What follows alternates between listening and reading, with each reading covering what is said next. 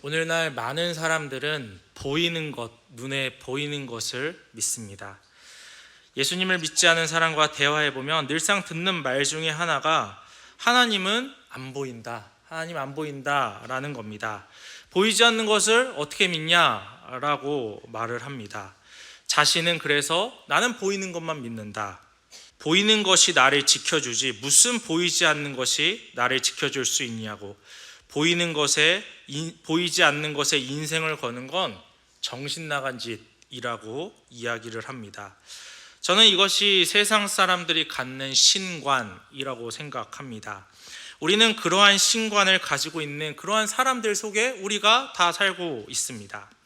그렇다면 우리는 어떻습니까? 우리는 보이는 것을 믿습니까? 아니면 보이지 않는 것을 믿습니까? 보이지 않는 하나님을 믿습니다. 이것은 그리스도인들의 독특한 신관입니다. 그렇다면 제가 질문 하나 해보겠습니다. 여러분은 하나님이 눈에 보이지 않는데 어떻게 믿을 수 있습니까? 하나님 눈에 안 보이는데 어떻게 믿으십니까? 네, 이런 반응 좋습니다. 세상은 다 보이는 것만 믿는데 우리는 어떻게 보이지 않는 것을 믿게 된 걸까요? 아마 여기 계신 모든 분들의 대답은 그저 믿어졌다라고 대답하실 겁니다. 그렇습니다. 우리는 우리의 노력을 따라서 하나님을 믿은 게, 보이지 않는 하나님을 믿은 게 아닙니다. 믿고자 한 강력한 의지가 믿게 한 게 아니라 성령님의 부르심을 따라서 믿게 되신 줄을 믿으시기 바랍니다. 그러니까 우리의 믿음은 성령께서 주신 것입니다. 그런데 문제는 믿어진 이후라는 겁니다. 보이지 않는 하나님이 믿어지는 것과는 별개로 그 믿음이 상황과 환경에 따라 변할 때가 있다라는 거예요. 믿음은 있지만 주변 환경으로 인해서 그 믿음이 약화되기도 한다는 겁니다. 실제로 세상 속 살아가면서 세상 문화와 가치관 속에 우리의 믿음이 얼마나 흔들리고 또 약해집니까? 여러분, 이 어려운 가운데, 이 믿음의 그것들을 버틸 수 없는 가운데 우리가 이것들을 어떻게 극복할 수 있겠습니까? 오늘 본문은 그 답을 알려주고 있습니다. 이 꼭 같은 상황을 이스라엘 백성도 겪고 있었습니다. 특별히 오늘 본문은 모세가 설교하는 장면입니다. 딱 모세가 이스라엘 백성들을 이제 불러다 놓고, 근데 그 대상은 출애굽 2세대들, 그러니까 출애굽 1세대는 다 죽고 이제 가나안 땅 들어가기 전에 출애굽 2세대들을 딱 앞에 두고 설교를 하고 있는 겁니다.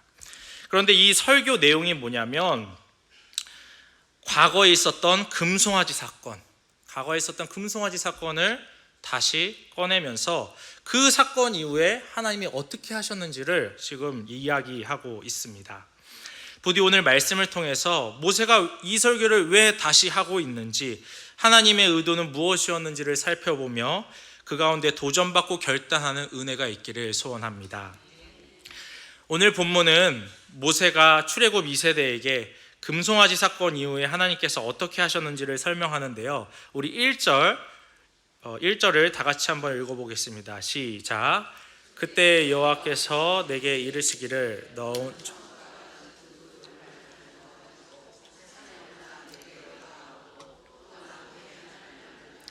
아멘.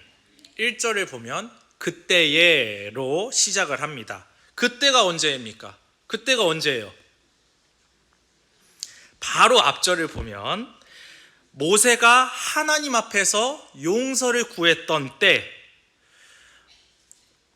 모세가 하나님 앞에서 용서를 구했던 때입니다. 모세가 무엇 때문에 용서를 구하고 있었습니까? 금송아지 사건 때문이었습니다. 금송아지 사건 아주 유명한 사건이죠. 하나님이 모세에게 이제 말씀을 주시려고 모세를 어디로 부릅니까? 어디로 올라오라 그래요? 시내산 올라오라고 해서 모세가 올라가요. 하루가 지나고 이틀이 지나고 일주일이 지나고 2주일이 지나도 모세가 안 내려와. 어떻게 합니까? 이스라엘 백성들이 아론한테 달려가가지고 빨리 하나님을 만들어 주십시오. 빨리 신상을 만들어 주십시오. 이렇게 하는 게 금송아지 사건 아닙니까? 하나님께서는 모세에게 급히 내려가라 하셨고 사실상 이스라엘 그 백성들을 전멸시키려고 하셨습니다. 그런데 모세가 이 신명기에는 나오지 않지만 출애굽기 32장을 보면 그 생명책에 내 이름을 지워서라도 이 백성 멸하지 마옵소서라고 하면서 용서를 구한 겁니다. 하나님은 그래서 그 모세의 기도를 들어주셨고 용서했다라는 내용이 바로 9장의 내용입니다.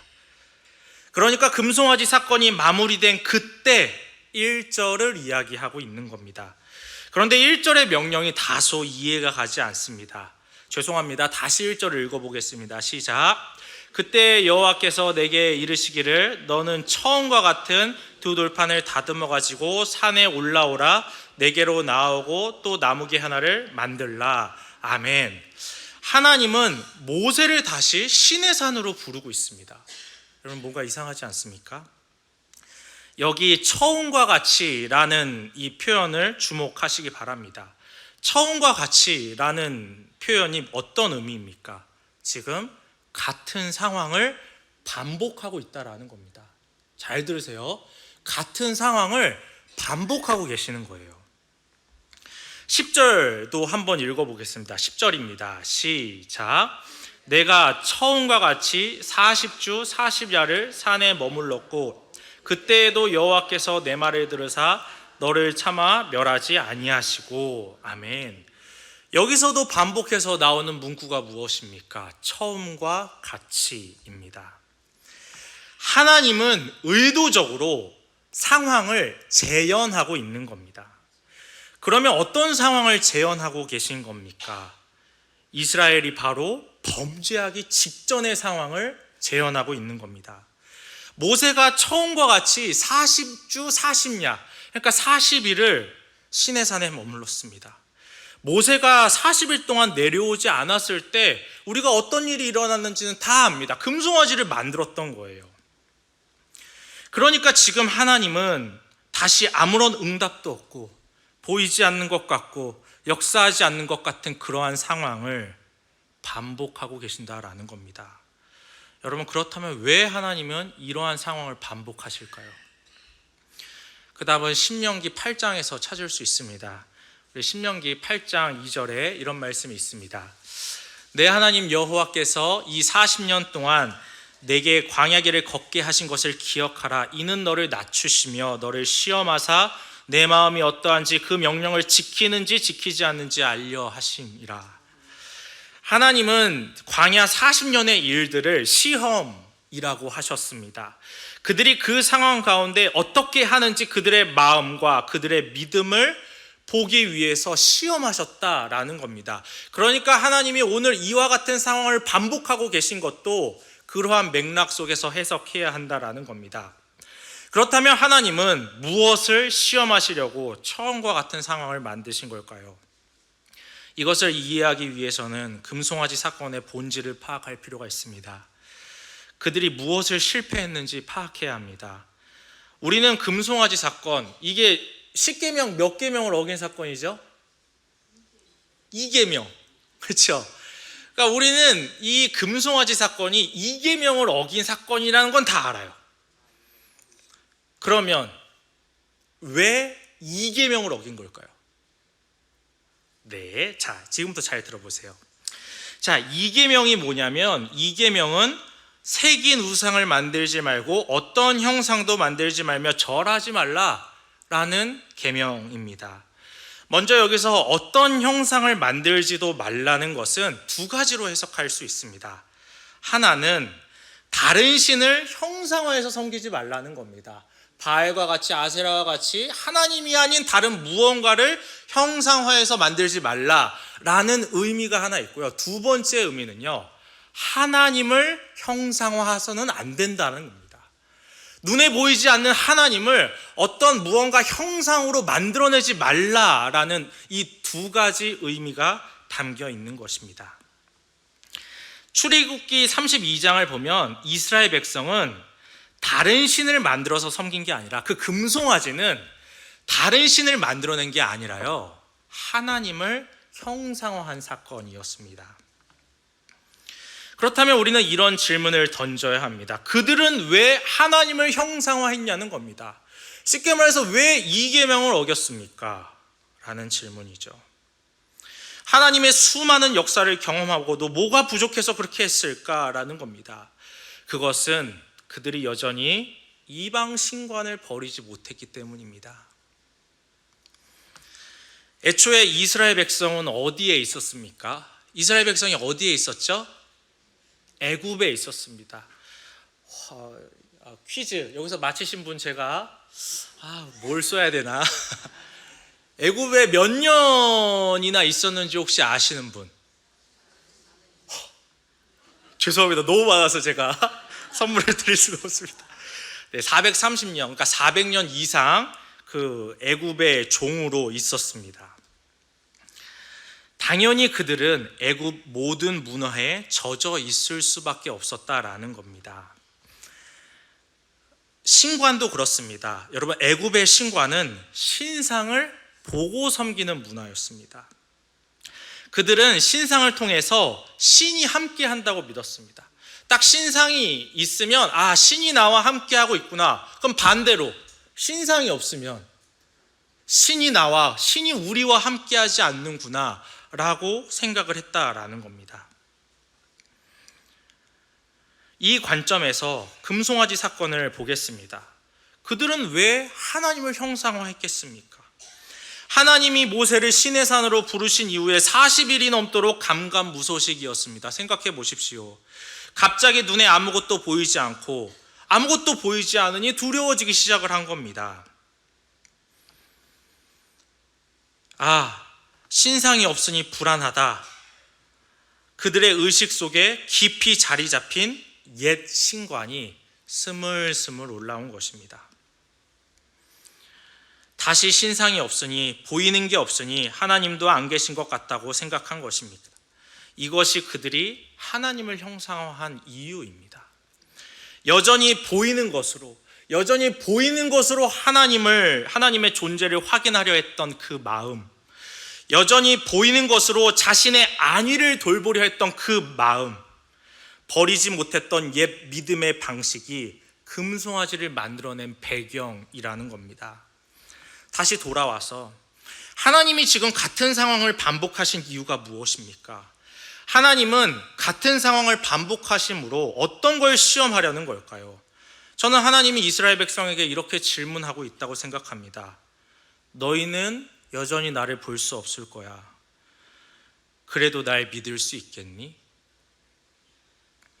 때로는 아무런 응답도 없고 어떠한 역사도 없을 수 있어. 그때도 보이지 않는 나를 믿을 수 있겠니? 네가 이전에는 보이는 것으로 마음의 위안을 얻고 보이는 것으로 안정을 누리고자 했지만 이제는 그것을 버릴 수 있겠니? 라고 질문하는 겁니다. 이제는 새로운 믿음의 방식으로 살아갈 수 있겠니? 라고 질문하시고 시험하는 것입니다. 모세는 지금 이 에피소드를 출애굽 2세대에게 들려주고 있다고 했습니다. 사실 이 출애굽 2세대에게 오늘의 메시지 굉장히 적합한 메시지였습니다. 왜 그럴까? 이제 이스라엘은 평생 시험 속에 살아야 하는 위치에 있었기 때문입니다.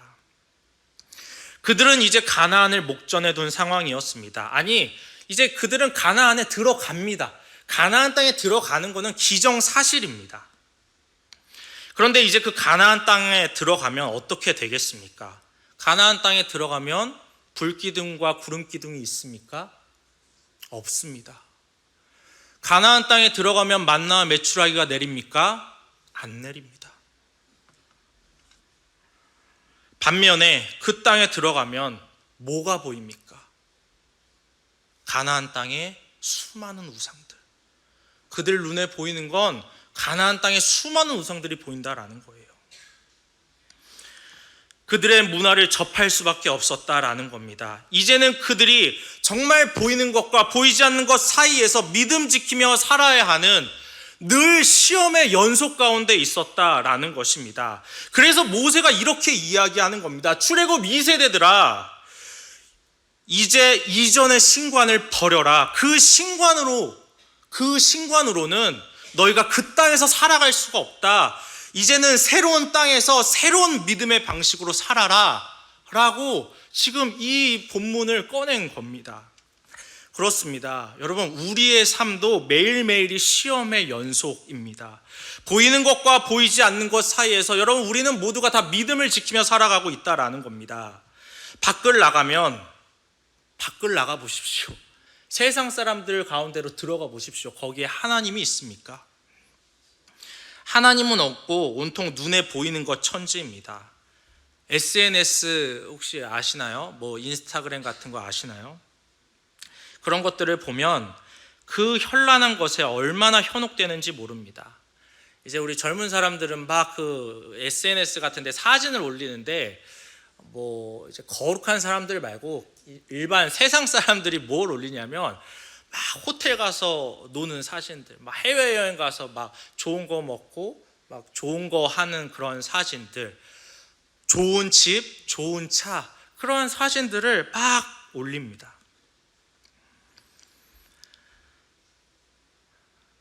눈에 보이는 것들이 우리의 믿음을 유혹하고 그것이 나에게 행복을 주고 그것이 나를 보호해 주는 것으로 착각하게 한다라는 겁니다. 온통 눈에 보이는 게 그런 것뿐이라는 겁니다. 그래서 그것이 이 땅을 살아가는 삶의 방식인 양 생각하게 합니다. 그런데 문제는 하나님은 여전히 보이지 않는다는 것입니다. 눈에 보이는 건 그렇게 많은데 하나님은 안 보인다라는 거예요. 어떤 분들은 아무리 하나님을 찾아도 찾아와 주지 않는 것 같고, 어떤 분들은 질병의 고통으로 하루하루를 버텨내는 분도 계시고, 어떤 분들은 하나님이 역사하지 않아서 하루하루를 힘겹게 살아내는 분도 있습니다. 이것이 우리에게 얼마나 큰 시험입니까? 매일의 시험 가운데 하나님께서 이런 질문을 하고 있는 겁니다. 내가 응답하지 않고, 내가 역사하지 않고, 내가 느껴지지 않은 것 때라도 너희는 나를 신뢰할 수 있겠니? 너 다시 눈에 보이는 것을 선택하지 않고 살 수 있겠니? 너 그래도 끝까지 나를 신뢰할 수 있겠니? 그렇게 하지 않을지라도 너 나를 선택할 수 있겠니? 라고 질문하는 겁니다. 그럼에도 불구하고 너는 나를 믿으라고 말씀하는 것입니다. 어렸을 적에 저에게도 이런 질문이 들려졌었던 적이 있습니다. 제가 하루는 엄청 몸이 아팠어요. 약을 먹고 자도 계속 아픈 거예요. 근데 이제 제가 그때 좀 한창 뜨거울 때였습니다. 제가 막 진짜 예수에 미쳐가지고 막 기도도 열심히 하고, 그래, 까짓 거 약으로 안 낫는 거 믿음으로 낫겠다. 기도하자 해가지고 기도를 엄청 했습니다. 기도를 엄청 하고 잠에 들었습니다. 어떻게 됐을까요? 기적같이 나았어. 근데 이게 되게 큰 병은 아니고요, 그냥 감기 몸살이었습니다. 감기 몸살, 어쨌든 뭐 감기 몸살이 뭐 그게 중요합니까? 내가 하나님 앞에서 이 감기 몸살조차 딱 이기게 해달라고 막 기도를 해가지고 자고 일어났더니 정신이 말끔한 겁니다. 됐다, 하나님 내게 응답하셨다, 역사하셨다, 막 할렐루야 하고 막 찬양을 부르면서 막 있었는데, 시간이 조금씩 지나니까 다시 아파오는 거예요. 막 갑자기 식은땀이 나고 머리도 다시 아파지고 막 그러는 겁니다. 근데 그러는 와중에 우리 어머니가 밖에 나갔다가 이제 집으로 돌아오셨어요. 제가 막 이런 얘기를 엄마한테 했습니다. 엄마, 내가 막 아팠는데 약 먹고 자도 그게 안 됐는데 기도하고 났더니 내가 나았었어. 근데 지금 다시 아파. 딱 이러니까 어머니가 뭐라고 하셨을까요? 그래도 너 예수님 믿을래? 딱 한마디 하시는 거예요. 이게 제가 고등학생 때인가 대학교 한 1학년 때인가 그랬는데, 그래도 벌써 십수년이 지났는데 잊혀지지 않는 질문입니다. 엄마가 그때 그런 말을 한 겁니다. 네가 다시 아플 수도 있고, 이번에 네가 기도해도 낫지 않을 수 있어. 어쩌면 역사하지 않을 수도 있어. 그래도 너 예수님 믿을래? 라고 질문을 한 거예요. 여러분, 우리 어머니의 그 질문의 의도가 무엇이겠습니까? 그럼에도 불구하고 너는 하나님을 믿어라. 그럼에도 불구하고 너는 하나님을 신뢰하라 라고 말을 한 겁니다. 그렇다면 우리가 왜 이렇게까지 해야 되냐? 왜 우리가 보이지 않는 하나님, 별로 응답도 안 해주시는 것 같고 그렇게 많이 체감도 안 됨에도 보이지 않는 하나님을 왜 그렇게 붙들어야 합니까? 라고 질문할 수도 있습니다. 왜 그렇습니까? 성도는 예수 그리스도로 말미암아 새 신분을 얻었기 때문입니다. 그런즉 누구든지 그리스도 안에 있으면 새로운 피조물이라, 이전 것은 지나갔으니 보라 새 것이 되었도다. 왜 이스라엘 백성은 보이지 않는 하나님을 신뢰하며 나아가야 했겠습니까? 그들이 하나님의 백성이 되었기 때문입니다. 그 전까지는 애굽의 노예였는데 이제 하나님의 소유가 되었기 때문에 그런 겁니다. 새로운 신분을 얻었다면 필연적으로 새로운 신분에 걸맞는 삶을 요구할 수밖에 없습니다. 바울의 말을 들어보십시오. 에베소서 4장 22절 24절까지 말씀, 제가 읽어드리겠습니다.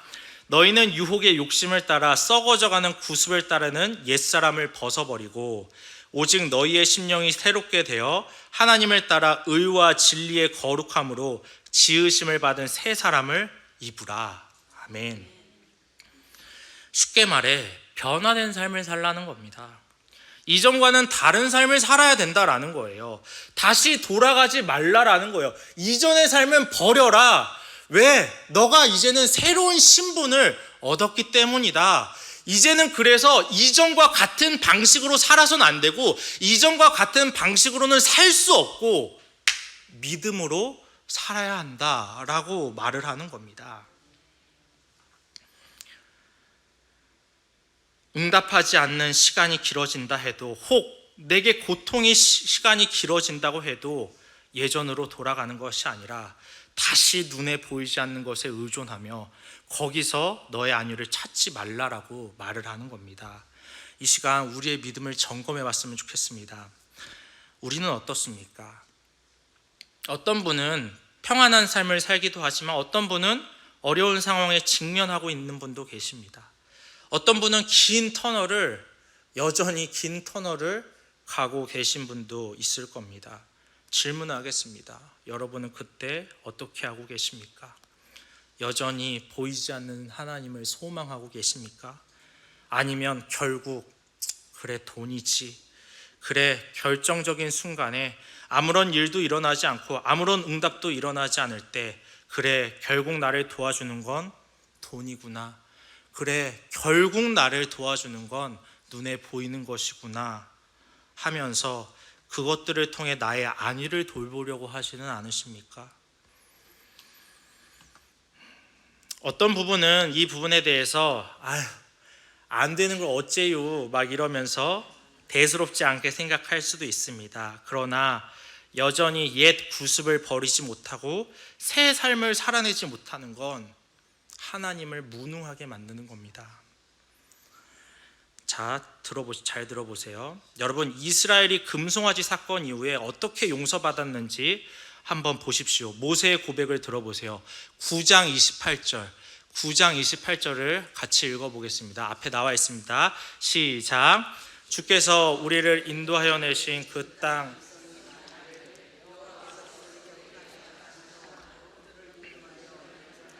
능력도 없고 그들을 미워하기도 하사 광야에서 죽이려고 인도하여 내셨다 할까 두려워하나이다. 아멘. 모세는 이런 겁니다. 하나님이 이스라엘 백성을 멸하시면, 이 금송아지 사건 때문에 이스라엘 백성을 멸하시면 하나님이 무능하게 보이게 될까 걱정입니다 라고 말을 하는 겁니다. 하나님은 그래서 그들을 멸하지 않고 용서하심으로 그 하나님의 자비를 나타내셨고 그 하나님의 위대하심을 드러내셨습니다. 하나님은 과거 그들의 조상과 한 약속을 지키시려고 끝내 용서하셨는데 우리가 여전히 세상의 신관을 가지고 그대로 산다, 옛것을 버리지 못하고 새 삶을 살아내지 못한다, 그것은 우리가 하나님을 무능한 분으로 만드는 거예요.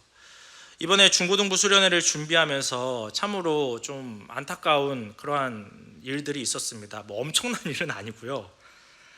목회자로서 제가 이제 우리 아이들을 권면하지 않겠습니까? 야, 수련회 와야 된다. 수련회 와야 된다. 그런데 우리 학생들은 어떻게 반응하겠습니까? 못 갑니다. 왜 못 가냐? 공부해야 됩니다. 학원 가야 됩니다. 뭐 아주 별의별 우리 뭐 웃고 계시는 우리 권사님들도 계신데 그 손녀분들, 그 손자들 다 반응을 그렇게 해요. 그래서 하루 이틀 뭐 공부 안 한다고 네 인생 안 망한다. 괜찮다. 오히려 수련회를 통해서 네 인생 변화될 수도 있지 않냐라고 이렇게 권면을 합니다. 그때 그 한 학생의 대답이 참 안타까웠습니다. 목사님 알아요. 수련회 좋은 거 알죠. 근데 제가 불안해요. 공부하지 않으면 제가 너무 불안해서 수련회를 못 가겠어요. 딱 이렇게 말을 하는 겁니다. 저는 정말 정말 이해할 수 있습니다. 그리고 이런 종류의 것들이 우리 삶 가운데 많을 겁니다. 그러나 이 가운데 보이지 않는 하나님을 신뢰하지 못한다면 여러분 하나님을 무능한 분으로 만드는 거예요.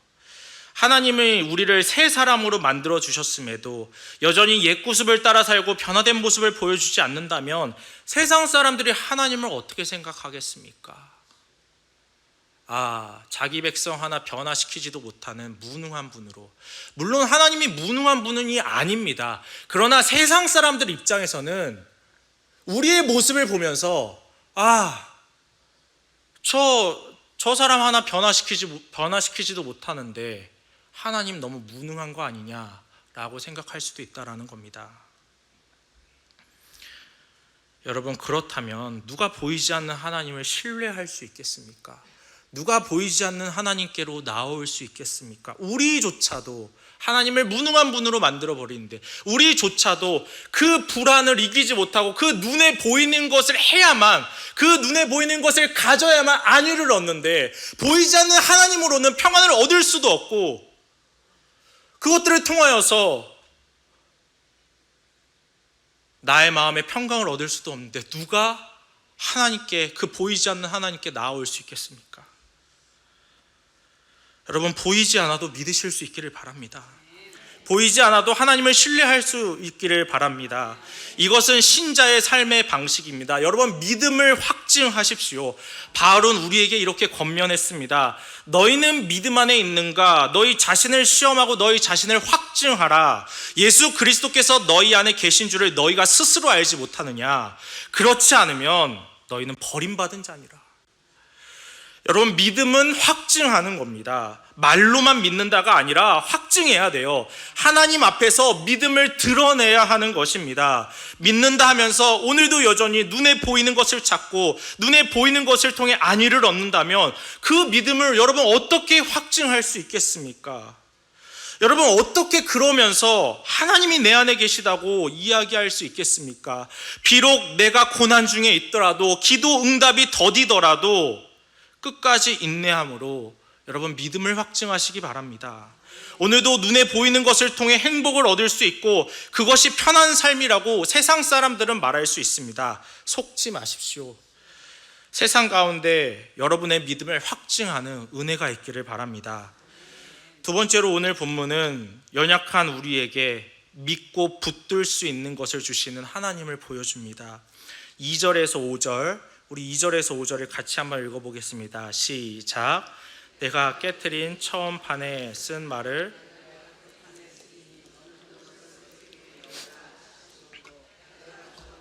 괴를 만들고 처음 것과 같은 돌판 둘을 다듬어 손에 들고 산에 오르매 여호와께서 그 총의 날에 산 위 불 가운데에서 너희에게 이르신 십계명을 처음과 같이 그 판에 쓰시고 그것을 내게 주시기로 내가 돌이켜 내려와서 여호와께서 내게 명령하신 대로 그 판을 내가 만든 궤에 넣었더니 지금까지 있느니라. 아멘.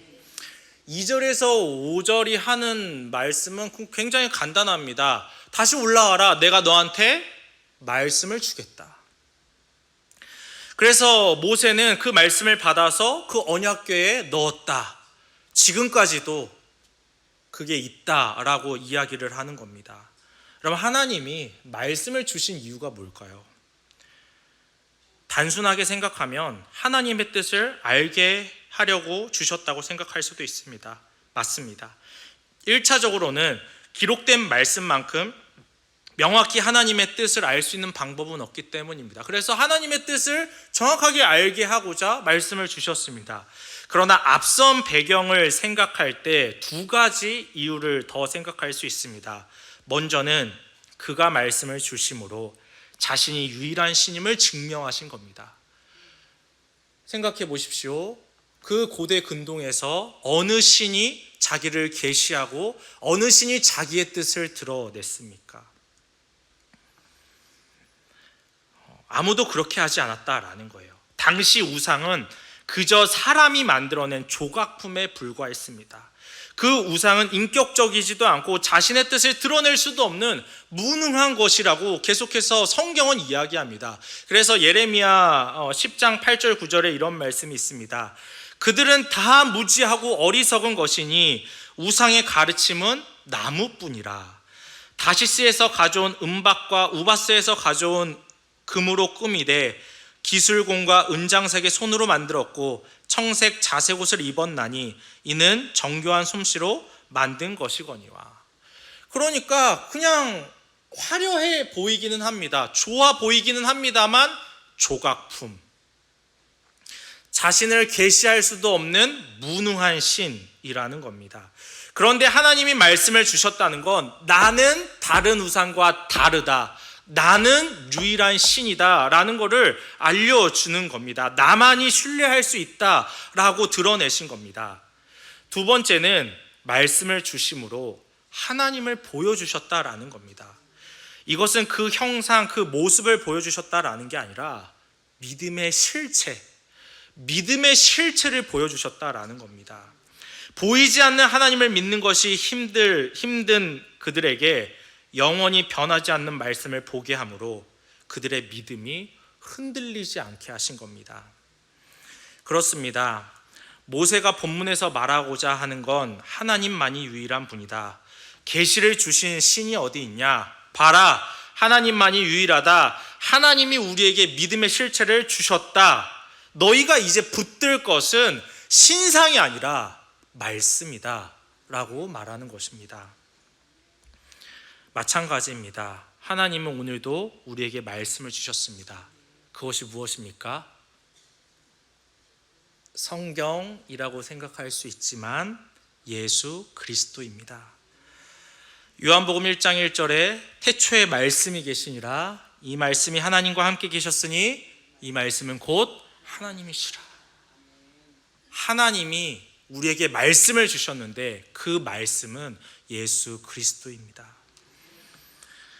우리의 믿음의 실체라는 것입니다. 너무나도 명확한 믿음의 실체입니다.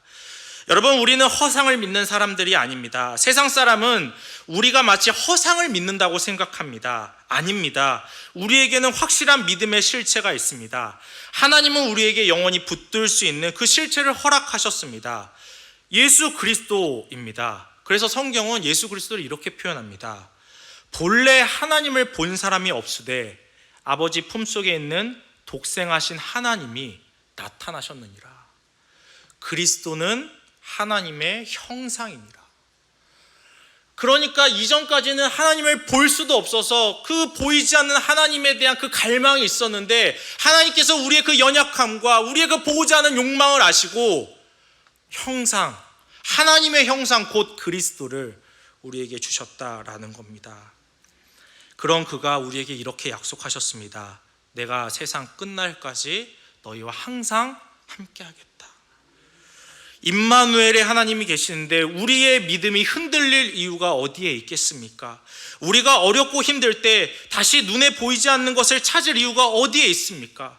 무지몽매한 사람들은 여전히 이 땅에서 붙들 건 돈이라고 말합니다. 눈에 보이는 것들이라고 말합니다. 아닙니다. 성경은 그것들이 믿음의 대상이 될 수 없음을 분명하게 말하고 있습니다. 디모데전서 6장 17절에 네가 이 세대에서 부한 자들을 명하여 마음을 높이지 말고 정함이 없는 재물에 소망을 두지 말고 오직 우리에게 모든 것을 후히 주사 누리게 하시는 하나님께 두며 라고 이야기를 합니다. 돈은 믿음의 대상이 될 수 없다라는 거예요. 왜요? 정함이 없기 때문이다. 영원하지 않다라는 거예요. 변한다라는 거예요. 여러분, 어떻게 정함이 없는 것에 우리의 인생을 걸며 그것을 붙들며 살아갈 수 있겠습니까? 여러분, 어떻게 그 가변적인 것에 여러분의 인생을 어떻게 다 걸겠습니까? 영원한 것에 걸어도, 변하지 않는 것에 걸어도 내 인생 제대로 걸 수 있을까 말까 한데, 여러분, 어떻게 보이는 것에, 그 변하는 것에 여러분의 인생을 다 걸 수 있겠습니까? 그래서 히브리서 기자는 우리에게 이렇게 권면합니다. 우리 히브리서 12장 2절 3절 같이 한번 읽어보겠습니다. 시작. 믿음의 주요 또 온전하게 하시는 이인 예수를 바라보자. 그는 그 앞에 있는 기쁨을 위하여 십자가를 참으사 부끄러움을 개의치 아니하시더니 하나님 보좌 우편에 앉으셨느니라. 너희가 피곤하여 낙심하지 않기 위하여 죄인들이 이같이 자기에게 거역하신 일을 생각하라. 아멘. 오늘도 우리는 여전히 해결되지 않는 문제를 가지고 살아갑니다. 앞서 말씀드렸던 것처럼 어떤 분은 기도 응답을 받지 못했을 수도 있고, 어떤 분은 하나님을 아무리 찾아봐도, 지금 정말 그 하나님을 찾아도 긴 터널을 빠져나오지 못한 분들 분명히 계실 수도 있습니다.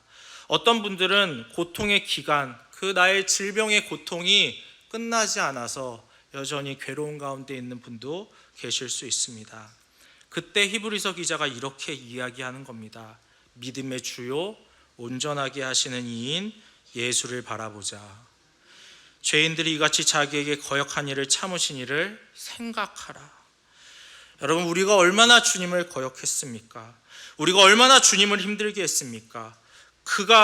우리 주님이 불러도 대답도 안 하고, 그가 찾아도 우리가 찾음 받지 않는 일들이 얼마나 많았습니까? 그의 참으심은 우리의 참음과 비교할 수 없습니다. 그렇기 때문에 예수를 바라보라고 이야기하는 겁니다. 여러분, 예수를 바라보십시오. 그리고 그 예수께서 하신 말씀을 붙드십시오. 그분을 붙들며 그가 하신 약속을 붙드는 것 외에는 사실 별다른 방도가 없습니다. 여러분, 고통의 기간이 길어질 때, 응답하심이 없을 때, 그래, 하나님이 어디 있어? 그래, 보이는 것이 나를 지켜주지 않으면 하면서 여러분 그 믿음 저버리시겠습니까?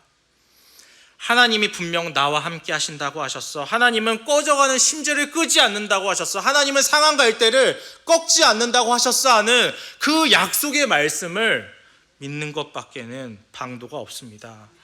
푸른 마르고 꽃은 시드나 주의 말씀은 영원합니다. 세상 가운데 정함이 없는 것에 소망을 두며 그것을 붙들며 살아가지 마시고, 오늘 그 믿음의 실체가 되시는 그 영원하신 예수 그리스도를 붙들며 사시기를 바랍니다. 말씀을 맺습니다. 보이지 않는 것에 대한 두려움 여전히 있습니다. 보이지 않으면 불안해하는 것, 여러분, 우리의 본성입니다. 부정하지 않습니다. 당장 우리 첫째 딸만 봐도 그렇습니다. 요즘 우리 제 첫째 딸 때문에 제가 굉장히 좀 힘든데요. 밤마다 이러는 거예요. 이제 불 다 껐어. 자려고 누웠어. 근데 꼭 제가 이제 뭐 일이 있어가지고 이제 막 일을 하고 있으면 꼭 찾아와요. 평소엔 찾아오지도 않으면서. 그러면서 아빠랑 자고 싶어 이러는 거예요. 그래서 왜? 그러니까 무서워 막 그래요. 그래서 알겠어 하고 이렇게 자러 가요. 누웠는데 첫째 딸이 이러는 겁니다. 하나님 어디 있어? 하나님이 없는 것 같아. 나 하나님이 안 보여. 하나님 너무 보고 싶어. 계속 그렇게 이야기하는 겁니다. 그러면서 막 울어요. 막 이렇게 하나님 보여달라고. 제가 어떻게 하겠습니까? 보이지 않는 하나님을 제가 형상화해가지고 금송아지를 막 뚝딱뚝딱 만들어가지고 야 이게 하나님이다 보여주겠습니까? 아닙니다. 저도 달리 할 수 있는 게 없습니다. 저도 예수님을 붙들 뿐입니다. 하나님을 눈으로 볼 수 없지만 하나님을 간절히 찾는 자에게 만나 주시겠다는 그 약속을 믿는 겁니다. 그리고 그렇게 기도하는 겁니다. 제가 그 첫째 딸에게 어떻게 기도하겠습니까?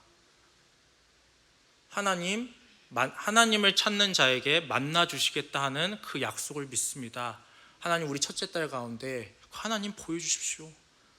그거밖에 제가 할 수 있는 게 없었습니다. 우리는 연약합니다. 믿음은 받았으나 갈대와 같습니다. 그러나 믿음의 실체가 있습니다. 여러분, 우리의 믿음은 연약하나 여러분 우리가 붙들 수 없는 게 있는 게 아닙니다. 우리는 믿음의 실체가 되시는 그리스도가 있습니다. 그래서 여러분 예수님을 붙드시고 보이지 않는 하나님을 믿을 수 있게 해달라고 여러분 기도하시기를 바랍니다.